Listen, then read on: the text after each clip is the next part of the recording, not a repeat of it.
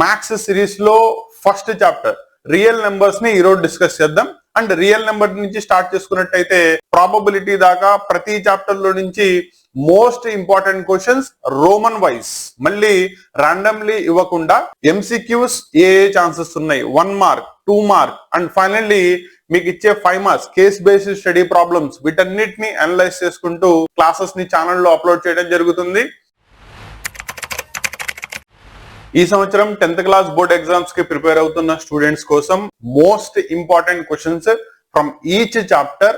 Science దగ్గర నుంచి start చేసుకున్నట్టయితే సైన్స్ లో మళ్ళీ 3 parts, physics, chemistry, biology and social లో వచ్చేటప్పటికల్లా మళ్ళీ 4 parts, geography, history, political sciences and economics and maths. Total ప్రతి చాప్టర్ లో నుంచి కూడా most important and probable questions ఏమున్నాయి based your board model paper ని బేస్ చేసుకుని మనం సిరీస్ ఆఫ్ క్లాసెస్ ని కండక్ట్ చేస్తున్నాం.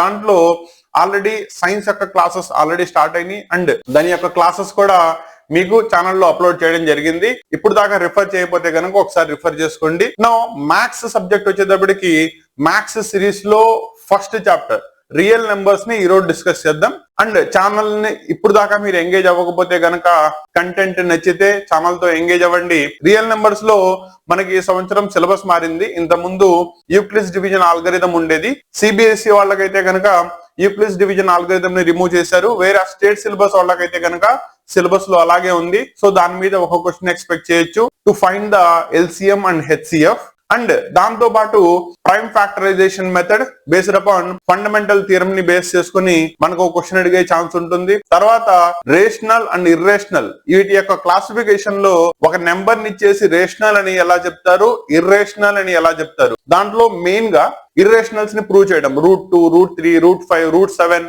వీటిని యొక్క ప్రూఫ్ కాంట్రడిక్షన్ మెథడ్ యూజ్ చేసి ఎలా ప్రూవ్ చేస్తారు వీటి మీద క్వశ్చన్స్ వస్తాయి. అండ్ ఫైనల్లీ వచ్చేటప్పటికల్లా ఒక రేషనల్ నెంబర్ ని P/Q ఫామ్ లో రాసినప్పుడు అది టెర్మినేటింగ్ అవుతుందా, నాన్ టెర్మినేటింగ్ అవుతుందా, వీటి యొక్క క్లాసిఫికేషన్ అండ్ చిన్న కాన్సెప్ట్ వచ్చేటప్పటికి prime numbers and composite numbers వాటిని ప్రూవ్ చేయడం. వీటి మీద బేస్ చేసుకుని మీకు మెయిన్ గా ఈ చాప్టర్ నుంచి ఎవ్రీ రోమన్ లో ఒక క్వశ్చన్ కనబడుతుంది. కాబట్టి one of the most important chapter, ఎక్కువ వెయిటేజ్ ఉన్న చాప్టర్ అండ్ ఈజీగా అర్థమయ్యే చాప్టర్ ఆల్సో. ఎందుకంటే మీకు ఇయర్ స్టార్ట్ అయ్యేదే రియల్ నెంబర్స్ నుంచి, అవునా? సో స్కూల్లో కండక్ట్ చేసే డిఫరెంట్ ఇంటర్నల్ ఎగ్జామ్స్ నుంచి మొన్నటి దాకా కండక్ట్ చేసిన ప్రీ ఫైనల్ ఎగ్జామ్ దాకా ప్రతి దానిలోనూ రియల్ నెంబర్స్ ని అగైన్ అండ్ అగైన్ ప్రిపేర్ అవుతూనే ఉన్నారు. కాబట్టి మీకు ఈ పార్టీకి రియల్ నెంబర్స్ చాప్టర్ గట్టి ఫౌండేషన్ ఉండుంటుంది. అండ్ దాంట్లో మెయిన్ గా ఏ క్వశ్చన్స్ చూసుకోవాలి, ఏ క్వశ్చన్స్ ఏ రోమన్ లో వచ్చే ఛాన్స్ ఉందో ఈ రోజు క్లాస్ సెషన్ లో మాట్లాడదాం. దానిలో ఫస్ట్ ది కనుక చూసుకున్నట్టయితే ఈ చాప్టర్ నుంచి ఎంసీక్యూ మోడల్స్ కనుక అడిగినట్టయితే మల్టిపుల్ చాయిస్ క్వశ్చన్స్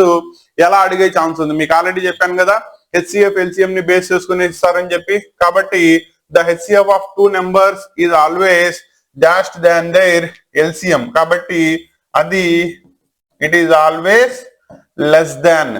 ఓకేనా? 2 నెంబర్స్ కి హెచ్సిఎఫ్ అండ్ ఎల్సిఎం ని ఫైండ్ అవుట్ చేసుకున్నప్పుడు దాని యొక్క HCF that is highest common factor ఎప్పుడు కూడా లీస్ట్ కామన్ మల్టిపుల్ కంటే తక్కువగానే వస్తుంది. ఓకేనా? కొన్ని కేసెస్ లో రెండు సమానంగా రావచ్చు. కాబట్టి సింపుల్ గా రాయాలంటే it is always less than or equal to లో ఉంటుంది. నెక్స్ట్ చూడండి, which of the following numbers has terminating decimal expansion. దీనిలో నేను మీకు మల్టిపుల్ చాయిస్ దానికి ఆప్షన్స్ ఇవ్వాలి, ఎందుకంటే చాలా విధాలుగా అడిగే ఛాన్సెస్ ఉన్నాయి. ఆ మోడల్లో ఉన్న క్వశ్చన్స్ అన్ని కూడా దీనిలో చూసుకోండి. Next, if HCF of A comma B is 1 then A comma B are called. So 2 numbers ఇచ్చేసాడు, వాటి యొక్క హెచ్సిఎఫ్ A comma B ని ఫైండ్ అవుట్ చేయమన్నాడు. అయితే అటువంటి నెంబర్స్ ని మీరు ఏమంటారు అని అడిగాడు. 2 నెంబర్స్ లో హెచ్సిఎఫ్ అంటే ఏంటి, కామన్ ఫ్యాక్టర్ ఒకటి మాత్రమే ఉంది అంటే వేరేది ఏం పోవట్లేదంటే అటువంటి నెంబర్స్ ని ఏమంటారు మీరు, ప్రైమ్ నెంబర్స్ అంటారు. కరెక్టేనా? కాకపోతే ఇక్కడ జాగ్రత్తగా చూసుకోండి, వాడు ఇచ్చేది 2 ప్రైమ్ నెంబర్స్ ఇవ్వాల్సిన అవసరం లేదు కదా. కాబట్టి అటువంటి వాటిని కో ప్రైమ్స్ అని పిలుస్తారు. సబ్జెక్ట్ క్లారిటీ వచ్చిందా? నెక్స్ట్ బిట్ చూద్దాం. Which algorithm is used to find HCF of 2 integers. దీంట్లో మీకు ఇంత ముందు అయితే కనుక 2 ఉండేది, that is Euclid's division algorithm, next fundamental algorithm of arithmetic. ఇవి 2 ఉండేవి. దీంట్లో మీకు సిబిఎస్ఈ వాళ్ళకైతే కనుక యూక్లిడ్స్ డివిజన్ ఆల్గరిథం ని రిమూవ్ చేశారు కాబట్టి ప్రజెంట్ మీకు ప్రైమ్ ఫ్యాక్టరైజేషన్ ని బేస్ చేసుకొని డివిజన్ ఆల్గరిథం మాత్రమే ఉంది. దీన్ని జాగ్రత్తగా గుర్తుపెట్టుకోండి. Next, the decimal expansion of a rational number is terminating if denominator has prime factors only. ఏవే ఉండాలి? యాజ్ ఎ మల్టిపుల్ ఆఫ్ 10 లో చెప్పాలి. 10 యొక్క ఫ్యాక్టర్స్ వచ్చేటప్పటికల్లా 2 into 5 అవుతాయి. కాబట్టి సింపుల్ లాజిక్, ఏ నెంబర్ కైనా p/q ఫామ్ లో రాసుకున్నప్పుడు if the denominator is expressed as 2m into 5n form లో కనుక రాసుకోగలిగితే అవన్నీ కూడా టెర్మినేటింగ్ అవుతాయి. లేకపోతే కనుక they will be non terminating decimal expansions అవుతాయి. క్లియరా? ఈ చాప్టర్ నుంచి ఎంసీక్యూ బిట్స్ కనుక అడిగినట్టయితే ఏ కాన్సెప్ట్ ని బేస్ చేసుకుని అడుగుతాడో సబ్జెక్ట్ క్లారిటీ వచ్చింది అనుకుంటాను. నెక్స్ట్ 1 మార్క్ దానికి అయిపోయింది కాబట్టి నెక్స్ట్ రోమన్ కి మూవ్ అవుదాం. దీనిలో ఈచ్ రోమన్ ని క్లియర్ కట్ గా ఎక్స్ప్లెయిన్ చేస్తున్నాను. దానిలో వచ్చే మోస్ట్ ప్రాబబుల్ కాన్సెప్ట్స్ అన్ని కూడా చూసుకోండి. స్టిల్ వాటిల్లో కనుక ఏమైనా డౌట్ ఉన్నట్టయితే కామెంట్ లో తెలియజేయండి. మీ ప్రతి డౌట్ కి నేను ఆన్సర్ ఇస్తాను. క్లియరా? నెక్స్ట్ దానికి వెళ్దాం. సో నెక్స్ట్ చూసుకున్నట్టయితే 2 మార్క్స్ క్వశ్చన్స్. ఈ చాప్టర్ నుంచి 2 మార్క్స్ కి కంపల్సరీ చెప్పాను కదా, హెచ్సిఎఫ్ ఆఫ్ 2 నెంబర్స్ ఇచ్చేసి దాంట్లో ఫండమెంటల్ డివిజన్ ఆల్గరిథం ని చెక్ చేయమని అడుగుతాడు. కాబట్టి ఫండమెంటల్ థియరం లో దట్ ఈస్ వీటిల్ని 135, 225 ఈ రెండింటిని కూడా ప్రైమ్ ఫ్యాక్టరైజేషన్ మెథడ్ లో వాటి యొక్క ఫ్యాక్టర్స్ ని కనుక్కోండి. అండ్ ఇక్కడ జాగ్రత్తగా గుర్తుపెట్టుకోండి, మీరు హెచ్సిఎఫ్ ఎల్సిఎం రాసేటప్పుడు వాటి యొక్క రూల్స్ ని కంపల్సరీ మెన్షన్ చేయాలి. చాలా మంది స్టూడెంట్స్ దాన్ని మెన్షన్ చేయట్లేదు. మీరు అనవసరంగా అక్కడ మీకు దానిలో హాఫ్ మార్క్, దీనిలో హాఫ్ మార్క్ లాస్ అయిపోయే ఛాన్స్ ఉంటాయి. దీంట్లో హెచ్సిఎఫ్ వచ్చేటప్పటికల్లా ఏం రాయాలి? That is common factors with their lowest powers గనక తీసుకున్నట్టయితే హెచ్సిఎఫ్ అవుతుంది. ఎల్సిఎం వచ్చేటప్పటికల్లా all factors with their highest powers. So ఈ రూల్ ని మెన్షన్ చేసుకుంటూ వాటిల్లో ఉన్న common factors and all the factors ని రాసి దీంట్లో మీరు హెచ్సిఎఫ్ ఎల్సిఎం ని ఫైండ్ అవుట్ చేయాల్సి వస్తుంది. అప్పుడప్పుడు దీనిలో డివిజన్ ఆల్గరిథం ని కూడా చెక్ చేయమంటాడు. ఎలా చెక్ చేస్తారు? ఆ 2 నెంబర్స్ యొక్క ఎల్సిఎం ని హెచ్సిఎఫ్ ని మల్టిప్లై చేస్తే ఎంతైతే వస్తుందో ఆ 2 నెంబర్స్ యొక్క డైరెక్ట్ మల్టిప్లికేషన్ కూడా వస్తుంది. ఓకేనా? 3 మార్క్స్ లో గానీ 2 మార్క్స్ లో గానీ ఈ క్వశ్చన్ మీకు కంపల్సరీ కనబడుతుంది. జాగ్రత్తగా చూసుకోండి. ఓకేనా? నెక్స్ట్ చూడండి, ఈజ్ √5 రేషనల్ నెంబర్? √5 అనేది రేషనల్ నెంబర్ అవుతుందా? జస్టిఫికేషన్ చెప్పమన్నాడు. ఓకేనా? యాక్చువల్లీ √5 వచ్చేటప్పటికల్లా it is 2.732 and so on వెళ్తానే ఉంటుంది. వెళ్తానే ఉంటే it is a non terminating non recurring decimal expansions. A decimal expansions అయితే నాన్ టెర్మినేటింగ్ నాన్ రికరింగ్ అవుతాయో అటువంటి వాటిల్ని మనం ఇర్రేషనల్ అంటాం. కాబట్టి √5 రేషనల్ అవ్వదు, ఇర్రేషనల్ అవుతుంది అని చెప్పాలి. ఇది జస్టిఫికేషన్ కిందకు వస్తుంది. 2 మార్క్స్ లో ఇస్తే కనుక మీరు కాంట్రడిక్షన్ దానిలో ప్రూఫ్ ని చెప్పాల్సిన అవసరం లేదు. కాబట్టి ఇక్కడ దాని యొక్క డెసిమల్ ఎక్స్పాన్షన్ లో దాన్ని ఎక్స్ప్రెస్ చేస్తే సరిపోతుంది. క్లియరా? నెక్స్ట్ చూడండి, find the LCM of 2 numbers ఇచ్చాడు. ఇది ఆల్రెడీ చెప్పాను మీకు ఎలా ఫైండ్ అవుట్ చేయాలో. Right 1 example of a irrational number. ఈ ఇర్రేషనల్ నెంబర్ ని మీరు 2 విధాలుగా చెప్పొచ్చు. నాన్ పర్ఫెక్ట్ స్క్వేర్ అయితే గనక రూట్ లో తీసుకుంటే √2, √3, √5, √7, √9. √9 అవుతుందా? √9 అంటే ఏంటి? 3 యొక్క పర్ఫెక్ట్ స్క్వేర్ కదా. స్క్వేర్ రూట్ క్యాన్సిల్ అయిపోతే 3 బయటకు వచ్చేస్తుంది. అప్పుడు అది ఇర్రేషనల్ ఎలా అవుతుంది? p/q ఫామ్ లో రాసుకోగలరు. కాబట్టి it is a rational number. Confuse అవ్వమాకండి. ఓకేనా? కాబట్టి నెక్స్ట్ వచ్చేటప్పటికి √11. ఇవన్నీ కూడా మీకు ఇర్రేషనల్ కి ఎగ్జాంపుల్ కింద రాయొచ్చు. లేదు వాడు అడిగిన దాంట్లో డెసిమల్ ఫామ్ లో రాయమన్నాడు. దీన్ని మీకు పద్ధతి చెప్తాను చూడండి. సపోజ్ 7 పాయింట్ రాశా. ఏమని చెప్పాము ఇక్కడ? నాన్ టెర్మినేటింగ్ నాన్ రికరింగ్ గనక అయినట్టయితే అవన్నీ కూడా మీకు ఇర్రేషనల్ అవుతాయి. దీన్ని ఎలా రాస్తారు?